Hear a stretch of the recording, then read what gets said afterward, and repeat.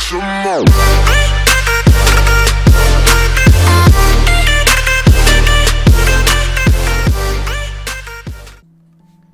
Yo, what's good, people? Izzy Max here, back again with the crew for the Week 8 breakdown. Why don't you guys go ahead and say hello. Hi, Ryan here, doing my usual. What's going on, guys? Matt here. Okay, this week was jam-packed full of fun, so let's go ahead, without further ado, let's just start going. First game, we have Hub and Toxic. If you look at the differential, it is very weird looking. There's a 3-point difference between the two. And that is because Cinderace died twice to the Life Orb.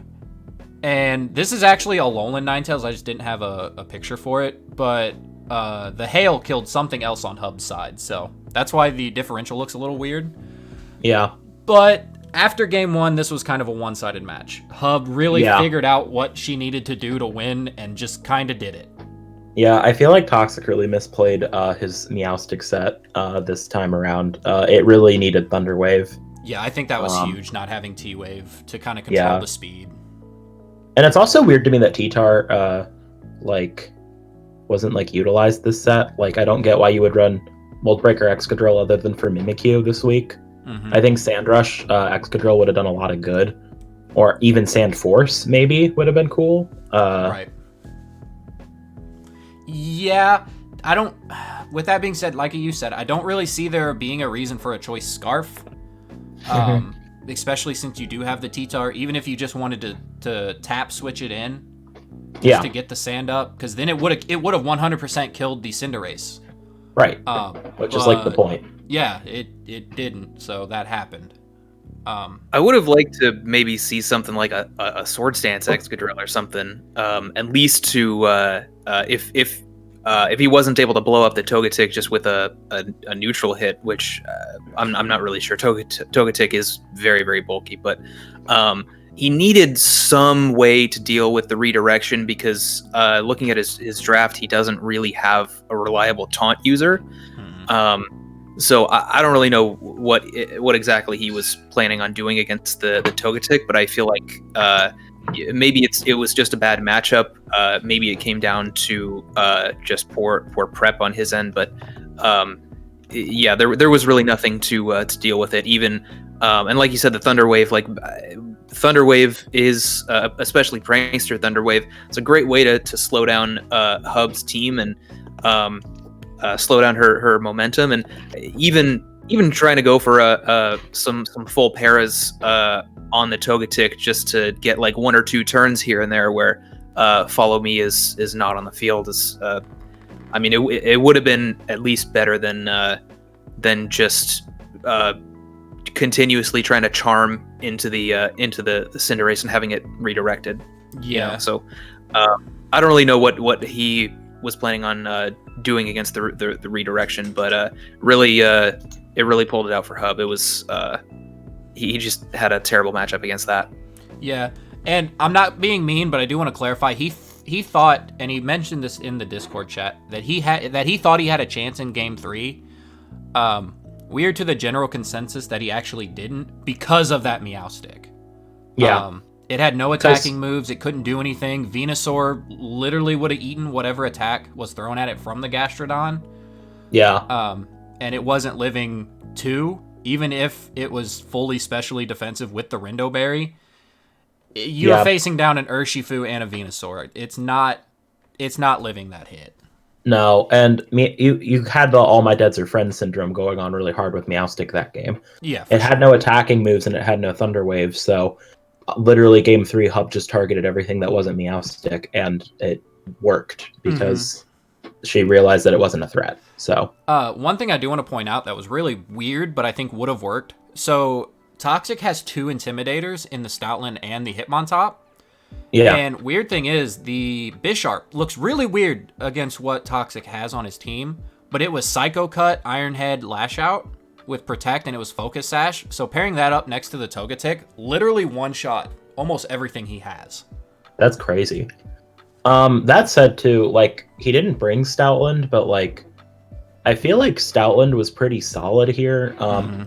It's similar. It had Thunderwave. It would have had crazy fast Thunderwave. I mean, if you lead it with T-Tar, Yeah. It has good offensive coverage against Hub's team. It also it could even gets snarl down the Venusaur. It even gets after you too. I mean, he could have let Stoutland T-Tar, and then after you and let T-Tar go first. Right. Which would have been crazy cool. So he definitely had a lot of like really cool options in play that just like didn't happen here in this set. So yeah. Going forward, I will say the key term of this week is paralysis. So yeah. If you guys have anything else to say, we'll go ahead and move on. Okay. Next up, we have me and Jizzy. You guys go ahead. Yeah. Good win for you. Jizzy had did some nice play with the Durant. He's been doing really well with that mon lately. But you pretty much had this game unlocked pretty quick. Especially the Scarf Butterfree really like asserted that. He was not expecting Scarf Butterfree, and it just kind of shut him out game 2. Yeah, and Rotom Heat, I think Rotom Heat with Dragapult was really good offense. I think that was the correct bring, and it worked really, really well for you in the Primarina. Knowing that he didn't have a lot of things to deal with it really secured you, I think, the win. Yeah, I think your prep, especially in game 2, really showed. Just putting the Indeedee to sleep so that it's not able to protect the Durant was really huge. I think he did have a shot. I think his play at the beginning of game 2 was good for what he thought you had. Yeah. But game 1, I'm wondering what exactly he was trying to do. It didn't feel like there was much of a game plan there. Yeah, when you switch in something that is still weak to the Primarina, because I pretty much just completely handled the Passimian and kind of put him on the back foot early. With that being said, though, me and Ryan talked about this. He did play the late game really well and did kind of put me in a 2-0 position. Yeah, he really did. With that being said, I still think I just out-offensed him very cleanly. Yeah, you did. This set. It was a good set, though. Nice win for you. For sure. Not really too much to say anymore. Again, kind of like last week, I wish he would have used the Talonflame for some speed control, because then I think that would have put me in a really bad spot with the Durant. Yeah, that would have been a great way to actually deal with. It actually would have. It could have won him game. Could have won him that second game, because he could have tailwinded with the Talonflame, and then the Max Electric would have gone off, and then you would have been in a tight spot. Yep, for sure. For sure. Okay, moving on. Matt, what do you have to say about this one? Matt has a list for this one. So I'll let him start.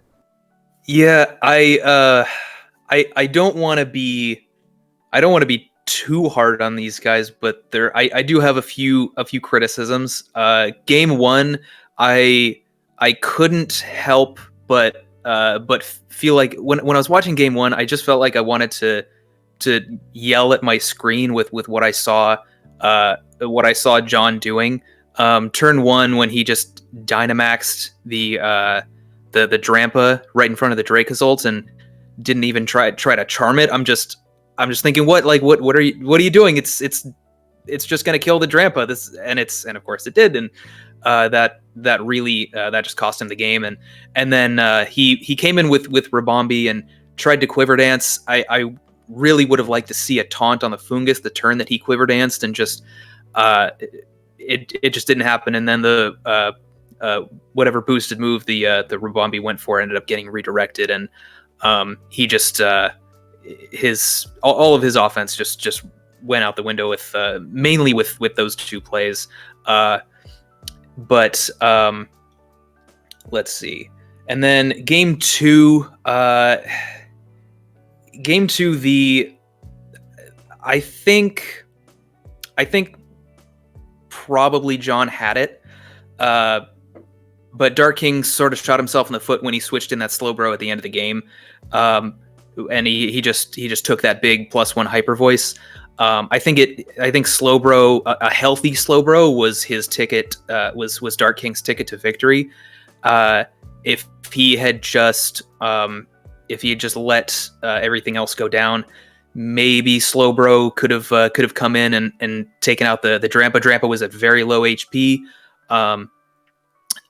We did see that the Drampa was faster. Maybe that was a speed tie. Maybe the Slowbro was min speed and the Drampa wasn't. Hard to tell, but and of course the Drampa did have energy ball, so it may have been hard for Dark King to position himself there. But going for a manual switch into Slowbro was just absolutely sealed up the game for John. And then game 3, I think Dark King sort of, it felt like he sort of shot himself in the foot again. It felt like he was just sort of ignoring the Rabombi while it was boosting and attacking. He did, of course, go for the Bolt Beak into it, and it did miss. That was significant, but there were a lot of turns where he should have been hitting it or hitting it with different attacks and just didn't go through. There were a few times when I think he should have doubled into it when he missed the Bolt Beak. If he actually hit the Bolt Beak and then hit it with a Pollen Puff, would have just taken it out that turn. If he had multiple opportunities to hit it with a Pollen Puff to break the sash. It didn't happen. His Incineroar tried to fake out the Rabombi. Of course, the Shield Dust makes it so it can't flinch. If he I know he had Burning Jealousy instead of Flare Blitz there. I think if he had Flare Blitz and he went for it, that was that might have done it for him. But even a Burning Jealousy would have been a lot better. And then the Icy Wind from Milotic was also a big mistake. Again, the Shield Dust not lowering its speed. Not that it mattered because it was Quiver Dancing anyway, and it was Rabombi's already super fast. But I think if he had gone for a Muddy Water and hit it, that also would have made a big difference because of how low the Rabombi already was. So something real quick, something you missed. Yeah. He missed the Muddy Water prior to clicking Icy Wind. Oh, did he? Yeah. Yeah. Okay. So. All right. In general, do you have more to say, Matt? I mean that's about it. I don't want to ramble for too long. But, so real quick, he sent me his sets after the game, and I roasted him for not having Flare Blitz on the Incineroar and not having Protect on the Dracozolt. The Max Flare, I get it. It hits the Rabombi super effective, but Max Lightning would have hit it just as hard. Mm-hmm. Right. Yeah. And those are the only two things I really got him for, and the Slurpuff. It was a supportive, weird Slurpuff, and I told him I thought Scizor would have been a better call. That said, I think it's easy to forget about Shield Dust being like an ability. Well, especially when you have Fungus. He even told me he was expecting Sweet Veil. Yeah, so like that's one thing, is that I think it's easy to forget that that's an ability that Rabombi's likely to run. And I think it's interesting that it's such a weird like win for John Boy. I feel like Dark King I feel like game 3 he had like a guaranteed win con that he ended up missing, and that kind of secured John Boy the win. But this was actually one of the closer games we've seen from both trainers over the course of the season, honestly. Like it was like I think there were definitely like some misplays and some mispreps here and there, but like honestly it was a pretty solid set in a lot of respects. And I feel like this is the closest game I've seen from John Boy, and one of the closest games I've seen from Dark King as well. So yeah, it was definitely crazy to watch. Very, very close. A lot of back and forth. It was pretty nuts. Well, I know in game 2, because I was talking with John, he misplayed by not Dynamaxing his Arcanine after the beat up. So that honestly might have turned the game around even faster. Oh, it really would have. But yeah, I think there was just definite misplays on both ends, but I think Dark King just kind of got hit with it a little harder. Mm-hmm. Yeah, true. Also would have liked to see a play rough on that Arcanine. I realized the Fungus was there to redirect those hits, but +4 Max Starfall into that Dynamax Dracozolt would have been huge. Oh yeah, for sure. So next up, we have this game. Keyword paralysis. So Paralysis City. Go ahead, Maxwell and Ryan. I will start. Yeah. So this game, C-Rad, game 1, I feel so bad. He was so unlucky. Man got parried like 7 times throughout the course of the entire set. It ended up like Matt. You said you did the math, and it was like he got parried 50% of the time, which is just insane. We came to a general consensus that C-Red probably wins game 1 had the luck not been so astronomically bad. Yep. You did potentially have a win con there with the Focus Sash Chandler in the back, but I really think that C-Red probably would have won that game 1 had the paralysis not really been that heavily in your favor. However, we did agree though that game 2, Matt had a pretty secure win. This is kind of it's kind of an unfortunate set because I feel like a game 3 here would have been really, really, really cool to watch. Just because of the fact that I feel like C-Red, I mean, I wouldn't say he was cheated because it's Pokemon and like RNG is a factor, but I haven't seen RNG that bad in a while. Like for sure. So there's that. Yeah, I mean, I knew that Prankster Thunderwave was going to be a great way to slow down his momentum, but that was a bit much. Yeah. Yeah. But yeah, it's I think it kind of game 1. If the pairs are more on odds, he does most likely win. It does depend on if the paralysis turns had been different. It does depend on which turns he gets paired and which turns he doesn't. Which Mons, the pairs on the Corviknight were probably the most important ones. So the one on Salazzle when he was clicking Heat Wave was huge. Because it would have killed your Duraludon. Duraludon wouldn't have been able to hit the Corviknight and blah, blah, blah, blah, blah. Right. So, yeah, obviously game 1, there was a lot of that RNG was definitely a factor. I think I do agree he most likely wins game 1. I think given the information that I had gained earlier in the set, I probably had the tools to deal with what he was doing if there had been a game 3. So it could have gone either way. For sure. I by no means did I have a guaranteed win if there had been a game 3. But I feel confident that I had the tools to deal with it. For sure. Also want to give him props for that Silvally ground. That was a really, really good bring. Not something that I considered in my prep. But it was an excellent bring against what I was doing. Yo, especially Corv set was crazy. I was about to say I want to give him full props for that Corv set, fully set up with Power Trip, dude. Heck yes, that was so fucking cool. I was like, oh, that was awesome. Yeah, I was mostly just relieved that he didn't have Roost. Oh yeah. I think that's about it. Yeah, this game was kind of unfortunate. I think it would have been closer if there was a game 3. I think if there was a game 3, I definitely think C-Rad had a shot. Yeah. Yes. And it's really unfortunate, but you can probably get the rematch in playoffs, so we'll give it that one. Yeah. All right, moving on, we have Hunter and Nin. This is I think the only match we didn't actually get to watch. Yep. But it looks Scrafty. Like Scrafty and Lapras just kind of went in. Looking at what he brought, Scrafty and Lapras definitely goes in. I mean, I don't really know what else to say. Yeah, I mean, Scrafty hits everything on that team crazy well, and Lapras hits the rest. And with the Veil letting Scrafty do Scrafty things, I think that was a pretty clean win for Hunter. Nin just didn't have a whole lot to deal with that, I don't think. No.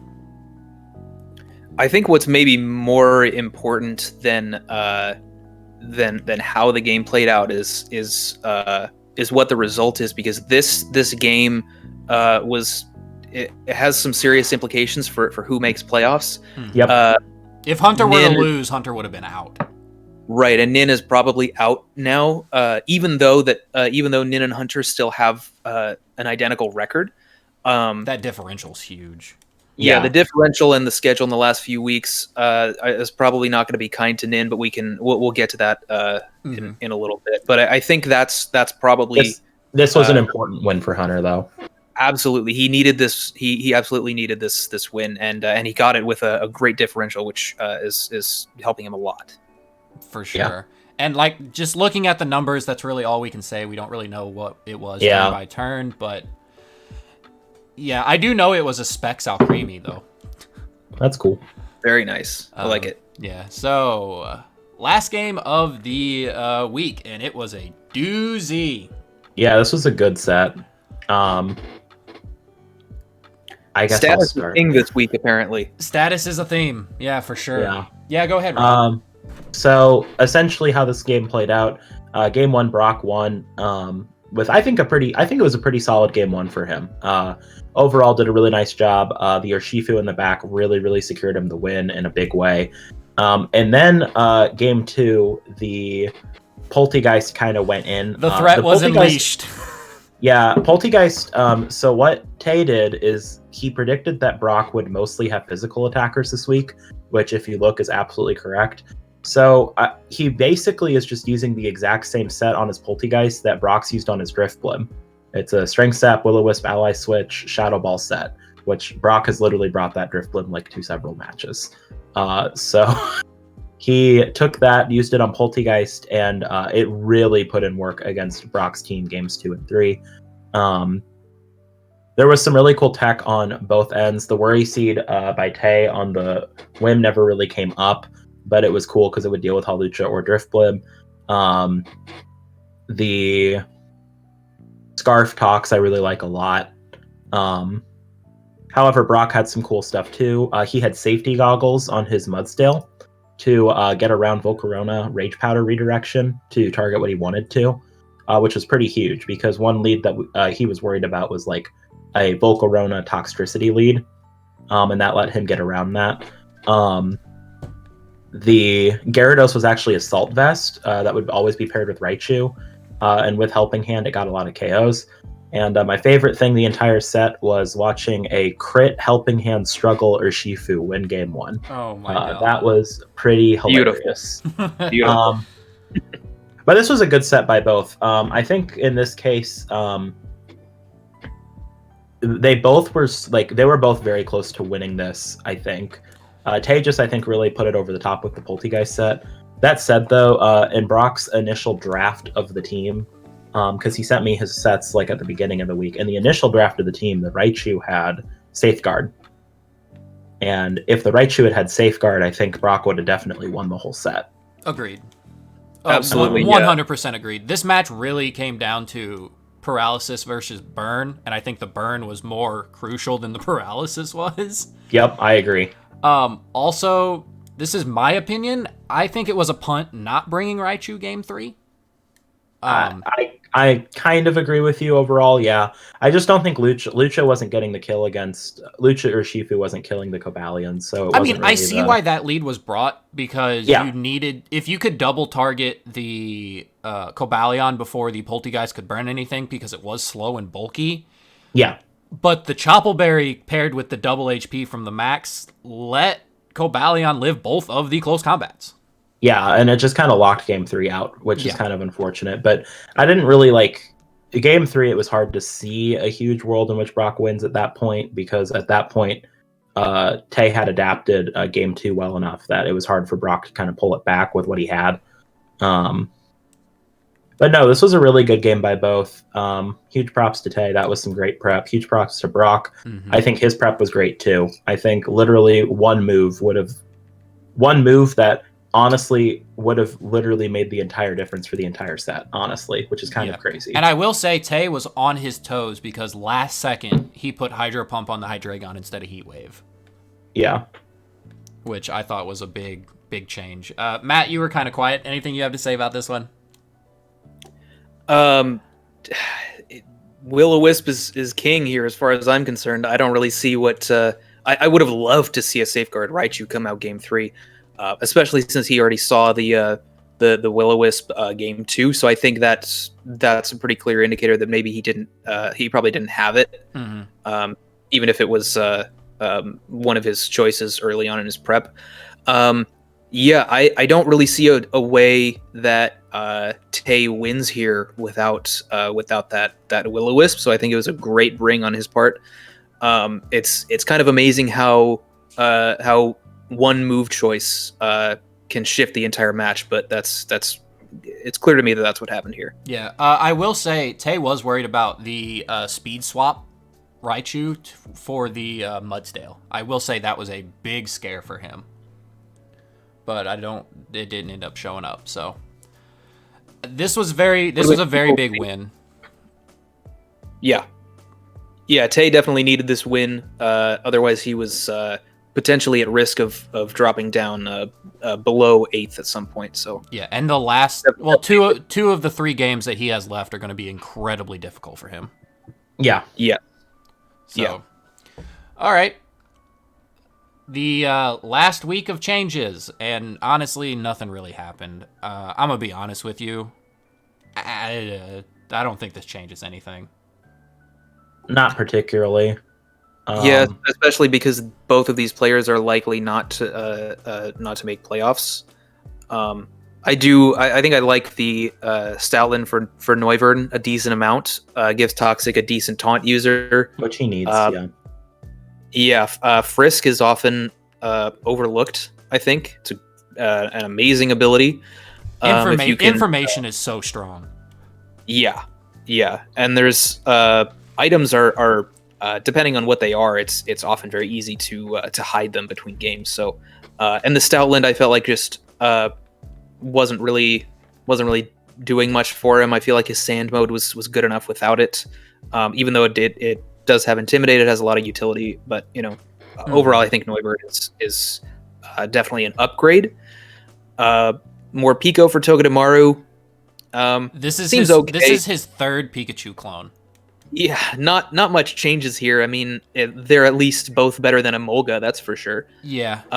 One reason I don't really like this trade is because he already has Bronzong. Yeah, I was about to say that. Morpiko's more offensively threatening than Togedemaru is. Granted, he does have 2 dark types already. Yeah, so there's that as well.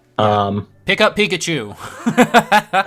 Also, back to Toxic, Stoutland for Neuvern. I do like Neuvern overall as a Pokemon better, but on Toxic's team, I mean, man, I just feel like he's getting rid of the Stoutlands. I get that it's the last week of transactions, so if you're going to get rid of it now. But I feel like I'm very sad that didn't get to live out its potential, because I think you both slept on Stoutland, and I think it has some cool tech and cool things it could have done that now we don't get to see. So I'm a little... I think the Neuvern's better overall, but I am a little sad. Yeah, fair enough. Yeah. All right, coming down to the end here, we have key games. Brock and John. I want to say it's more of a placement match for John and more of a playoff securance for Brock. Yes. So I think agreed. more of the weight is on Brock for this game. I agree. Absolutely. Next is Hub and Tay. Kind of the same thing, but I think it's more of a placement game. For both. At this point, I think if Tay wins just one of his next 3, I think he locks, or has a real good potential of locking. But again, more of the weight is on Tay for this one. And then lastly, not too important for me, since you'll see in the next slide, I have already locked playoffs. But this is an important game because if Toxic loses, I don't think he makes it at this point. Yeah, this game matters a lot to Toxic. He can lose, but he can only lose by 1 or 2, and even then, that's not super good. So yeah, even then, I don't really see him making it. He has some tough matches these last few weeks, and Toxic is one of these players that needs to win out in order to have a shot. Matt, isn't one of his games you? Week 11, yes. Yeah, so it's me, you, and I don't know who else, but it's going to be a hard 3 weeks for him. The last, me, you, and Hunter. And that's going to be a key game next week, for sure. Yeah, most definitely. For both of well, at least, I mean, for Hunter, for sure, it's going to be a key game for both if Toxic happens to take an upset win this coming week. For sure. Yeah. For sure. And then our last slide is locks, outs, and bubbles. The 4 you see under locks are, just like they say, they are a lock for playoffs. I know 5 and 3, if you look at the math, isn't a lock, but based on who plays who, 5 and 3 is a lock. Specifically for me. I don't know about anybody else. I didn't really do the math, but I wanted to make sure I was a lock, so... Yeah, and I don't disagree with that. I think those 4 are pretty secured for playoffs at this point. Jizzy's our only out. you can't come back from negative 37 differential. No, and an 08. And then now on the bubble, bubbles. Yep. things get interesting. Honestly, the top 4 of the bubble, Tay, Dark King, Brock, C-Rad, are the most. I'll go ahead and say it. I think they're the most likely. However, there's a big if there. Toxic, Hunter, and Nin all still have a shot. They're still in the running. I especially think that's true for Hunter. I think Hunter could take C-Rad, Brock, or Dark King or Tay's place potentially. He could take one of those slots. Absolutely. There's potential to at least. Yes, absolutely. I think there's a lot to be said about Hunter here, mostly given the schedule that these bottom 3 players have these last 3 weeks. I would be shocked if Toxic and Nin were if either one of them were able to pull it out enough to make it into the top 8. But Hunter has a bit of an easier time. He's playing Jizzy this upcoming week. That's a game that on at least paper he should win. Yeah, he should be winning. He's playing Toxic, which could go either way, but I think personally I would give it to Hunter, and then he is playing Brock week 11, which is going to be the most difficult of these 3 for him, but he can. I think he's at that point. I think he can already kind of get into a locking position by the time right. I think by the time that the Brock game happens, I think at that point too, it also depends on if Brock wins his matches. Yes, because I think Brock needs to pull I think 2 wins total. Mm-hmm. They don't have to be huge wins. I think he just needs to pull 2 wins, and I think he'll be set. And I don't want to discount Toxic, but based on differential, even if because Hunter and Toxic don't play each other. So even if they finish with the same, do. Or they do play each other. Yeah. I'm saying if they finish the same record. Okay. Hunter's differential is a lot less than Toxic's. Yeah. Yes. And that's going to be huge. So. Yeah, I think there are feasible scenarios in which, as long as Hunter wins out, there are scenarios in which he can overtake any one of these 4, being Tay, Dark King, Brock, and C-Rad. It's going to be really interesting to see how these last few weeks play out, because any one of those guys could potentially drop down far enough to allow Hunter to move into the top 8, and especially considering that some of them are playing each other. Mm-hmm. Yeah. Moving away from the bubble, I do want to point out that these top 4 are not a lock where they sit. There's a lot of things that could go wrong that these top 4 just shuffle the top 4. Yeah, that's definitely true. I think that's especially true for Dark King, Brock, and C-Rad. Oh, no, I'm talking about the locks. Oh, the locks. Yeah, there's still definitely some shuffle room in there. I think that those positions could move around quite a bit. Mm-hmm.